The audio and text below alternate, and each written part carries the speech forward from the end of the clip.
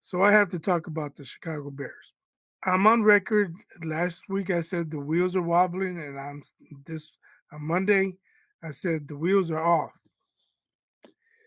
DJ Moore did an interview, and he was asked, "Has Matt Eberflus lost the locker room?"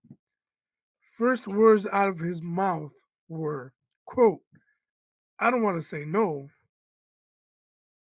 Okay, but what? You don't have to say nothing else. They know what they're You, doing when they you say don't that. have to say. You don't have to say anything else, DJ. Just you should have just said no comment or just flat out lie. No, he hasn't lost the locker room. We're all in this together. But he gave an honest response. He told the world, "Yeah, we ain't following this dude. He don't know what he's doing." So he's pretty much out after this season. If things get worse, he could be out before the season. Has Chicago ever fired a coach during They've the season? never fired a coach within the season. It's always after season. So they got that And then class I saw and that a report tradition. that it was reported Eberflus has a 3-year contract or something, but they're saying that report is wrong. He has a 4-year contract, which means the Bears may not want to fire him and pay two Chicago would coaches eat that. at the Chicago's same an time. organization You that would could eat think that. it's that bad. I mean, I'm telling you, the wheels have fallen off and people are going crazy in the media. They're even saying if Ryan Poles doesn't do it, his boss is gonna do it. And if he does it, what does he need Ryan Poles for? So maybe I know, Poles is out right? of there. I mean, man, it's getting bad. It's getting real bad. If they lose to the Patriots this I was week, about to say that. oh my gosh, I don't know what's gonna happen. You do It's have the because it's Patriots. already getting ugly. Look at the And bright side.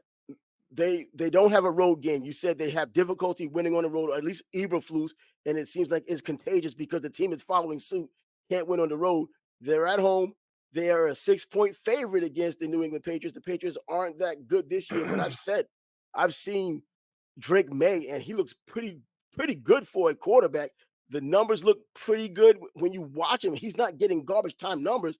It's just that what's around him. He's still getting used to being in the NFL. A lot like CJ Stroud last year, but CJ Stroud just had the consistency to keep going on. Drake May didn't start the season off. Jacoby Brissett did, but I know now that he's looking better from game to game. Now I haven't seen every game, but the highlights they do show, or some of the things you can catch online, he's looking like he's getting more familiar and knowing what he's doing, which seems natural anyway. He goes to yeah, Chicago. Chicago, if nothing else, you said their defense isn't as good, at least not last game. The well, defense is still good enough. here's another thing. Jaquan Brisker, he's missed a month already Mm, due to a concussion. He's out again. a concussion, Um, bro. yeah, I wish him well, man. He's been out a while That's what I'm saying. since the Titans game, I think it was, and that You're was out week for 2. you're out for a Mhm. month with a concussion. That's serious right there, man. Yeah, so good luck to him, man. His health comes first. Tua already came back, Yeah, and he's had several concussions. So and his what's legs look worse. I thought his career was over after the last concussion. yeah. Who So that is? what's keeping Brisker out? I don't know. I hope he improves. Maybe football is no longer in his future. I don't know. But they're missing him. They're missing their nickelback, Kyler Gordon. Montez Sweat got spiked. He didn't play last week. I don't know if he's going to be back this week. Montez Sweat, he's the only guy that applies pressure Yeah, on the quarterback. If he's not out there, they don't have nobody to apply pressure. They're missing two of their top 5 DBs. They can't cover guys like they normally do. So that's also a factor. well, the Chicago Bears at least having a chance to get back on the winning track on Sunday, playing against New England, who has a relatively young team, But let new me coach, mention this too. They've had one of the easiest schedules through this part of the season, who and New England. they're only 4-4.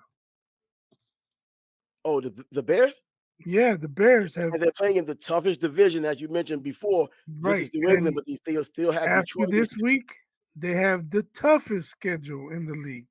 So they go from having one of the easiest, where they play 500 blue games, lost games they shouldn't have lost, and now they're coming. to a tough stretch, they're gonna get pounded. I'm telling you, they But these might be lucky. division games have They'll that be extra. lucky to win 7 games. These division games do have that extra juice, though.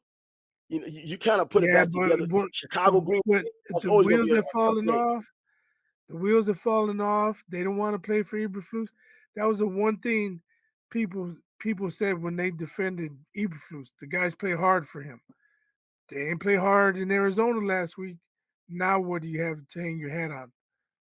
They're gonna get spanked. Telling Well, you. they're at least they're at home this time, and they can control the home front. The defense is still good. I think if you said it was average, it's still better than last year's.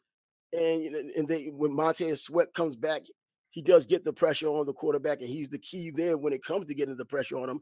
That offense needs to come together. And you mentioned also in the last show, Caleb Williams might have regressed from what he was doing during from the beginning of the season until last week against Arizona.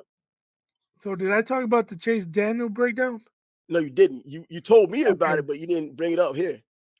All right. So Chase Daniels, he's got a great channel. He breaks down quarterbacks. He'll break down anywhere from like 12 to 18 plays. And he'll point out the good and point out the bad. He'll he'll talk about the coverages. He'll talk about the routes the guys are running, and he'll tell you watch the quarterback's eyes.